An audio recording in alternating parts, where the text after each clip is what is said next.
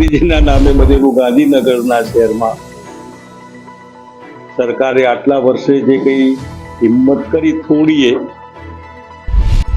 એને હું અભિનંદન આપું છું। એવું હું સરકારને આગ્રહ કરીશ કે ધીરે ધીરે ઇન્સ્ટોલમેન્ટ એકદમ ના ખોલે તો ગાંધીજી પછી સરદાર સાહેબનો વારો કાઢે। આ નીતિના લીધે ગુજરાત ડ્રગનું હબ બની, કરોડો રૂપિયાનું હબ।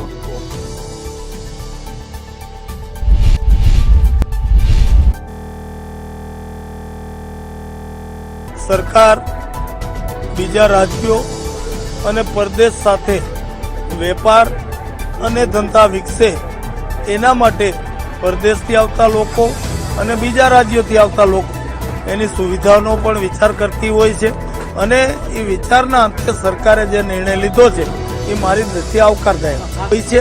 એટલે આનાથી કોઈ આપ તૂટી પડવાનું નથી, ઉલટાનો એનાથી આપણા ગુજરાત વિદેશો સાથેનો અને બીજા રાજ્યો સાથેનો વેપાર અને બીજા જે વ્યવહારો છે એ સાચવવામાં સફળતા ઊભી થશે।